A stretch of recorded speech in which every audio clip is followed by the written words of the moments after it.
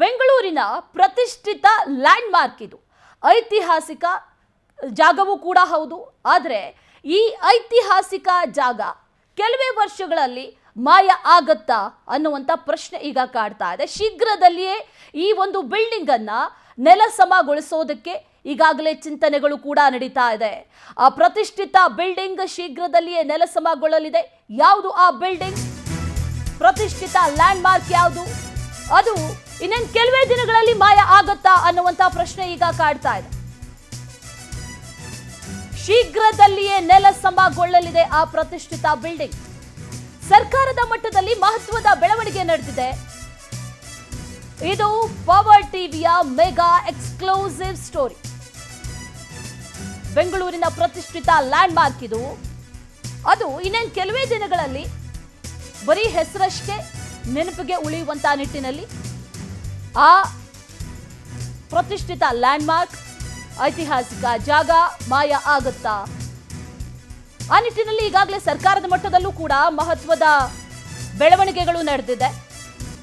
ಈ ಕಟ್ಟಡವನ್ನ ನೆಲಸಮ ಮಾಡಲಾಗುತ್ತೆ.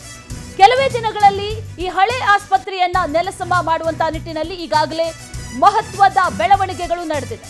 ಟೆಂಡರ್ ಕೂಡ ಕರೆದಿದೆ ವೈದ್ಯಕೀಯ ಶಿಕ್ಷಣ ಇಲಾಖೆ. ಇನ್ನೇನು ಕೆಲವು ದಿನಗಳಲ್ಲಿ ಈ ಆಸ್ಪತ್ರೆ ಹೆಸರು ನೆನಪಿರುತ್ತೆ, ಆದರೆ ಈ ಬಿಲ್ಡಿಂಗ್ ಮಾಯ ಆಗುತ್ತೆ. ಬೌರಿಂಗ್ ಅಂಡ್ ಲೇಡಿ ಕರ್ಜನ್ ಆಸ್ಪತ್ರೆ ಬೆಂಗಳೂರಿನ ಪ್ರಮುಖ ಸಾರ್ವಜನಿಕ ಆಸ್ಪತ್ರೆಗಳಲ್ಲಿ ಒಂದು. ಹೊಸ ಆಸ್ಪತ್ರೆ ನಿರ್ಮಾಣ ಮಾಡೋದಕ್ಕೆ ಈಗ ಚಿಂತನೆಗಳನ್ನು ನಡೆಸಲಾಗಿದೆ.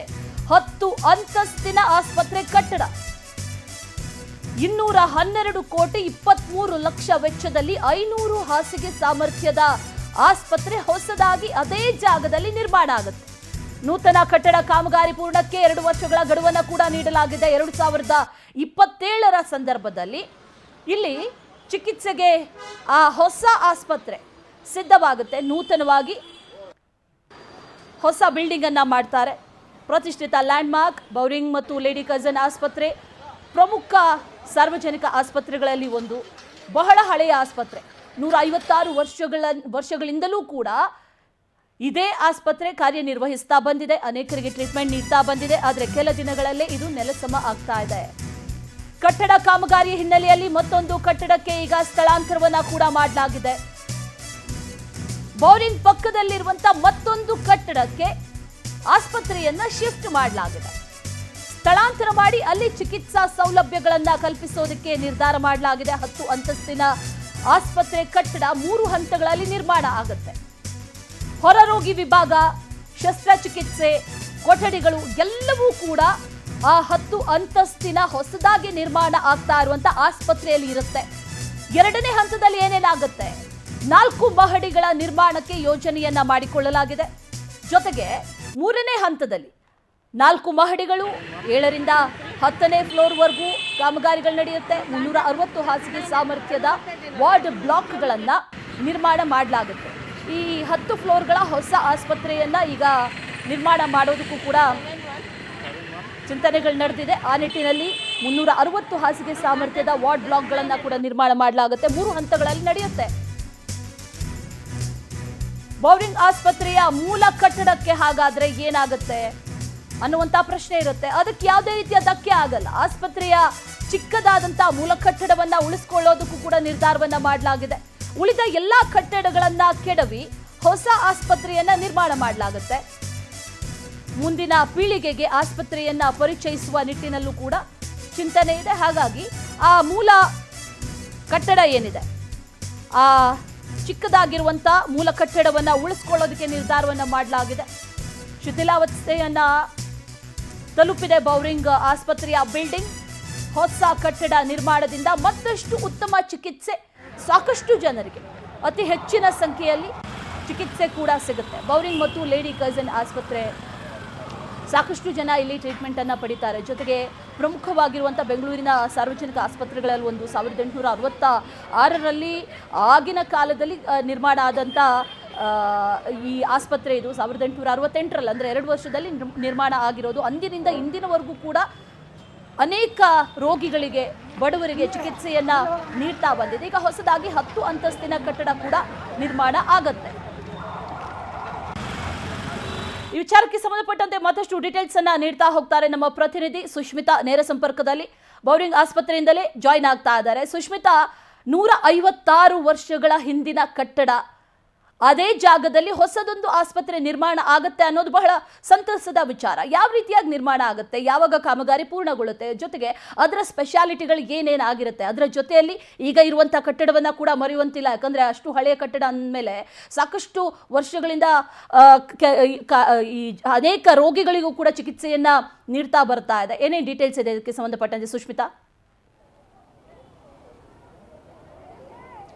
ಎಸ್ ಅಶ್ವಿನಿ, ಬೆಂಗಳೂರಿನ ಅದರಲ್ಲೂ ಸರ್ಕಾರಿ ಆಸ್ಪತ್ರೆಗಳಲ್ಲಿ ಒಂದಾದಂತಹ ಬೌರಿಂಗ್ ಆಸ್ಪತ್ರೆ ಸುಮಾರು 156 ವರ್ಷಗಳಿಂದ, ಅಂದರೆ 1868ರಲ್ಲಿ ಈ ಒಂದು ಆಸ್ಪತ್ರೆ ಆರಂಭ ಆಗುತ್ತೆ. ಸುಮಾರು 156 ವರ್ಷಗಳಿಂದ ಸತತವಾಗಿ ರೋಗಿಗಳಿಗೆ ಚಿಕಿತ್ಸೆನ ನೀಡ್ತಾ ಬಂದಿದೆ. ಸದ್ಯ ನಾನು ಇವಾಗ ಬೌರಿಂಗ್ ಆಸ್ಪತ್ರೆಯ ಮುಂಭಾಗದಲ್ಲೇ ಇದ್ದೇನೆ.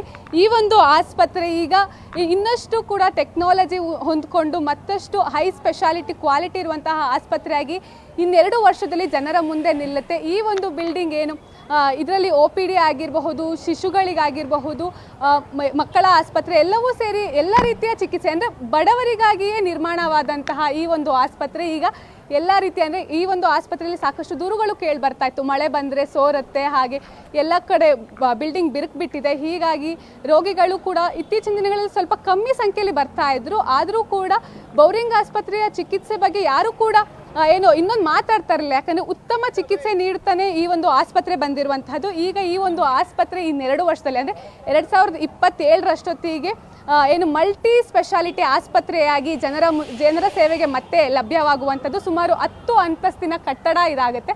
3 ಹಂತದಲ್ಲಿ ಈ ಒಂದು ಆಸ್ಪತ್ರೆಯನ್ನು ನಿರ್ಮಾಣ ಮಾಡಲಾಗುತ್ತೆ. ಸುಮಾರು 212 ಕೋಟಿ ವೆಚ್ಚದಲ್ಲಿ ಈ ಒಂದು ಆಸ್ಪತ್ರೆಯನ್ನು ನಿರ್ಮಾಣ ಮಾಡಲಿಕ್ಕೆ ಈಗ ವೈದ್ಯಕೀಯ ಶಿಕ್ಷಣ ಇಲಾಖೆಯೂ ಕೂಡ ಸೂಚನೆಯನ್ನು ನೀಡಿರುವಂತಹದ್ದು.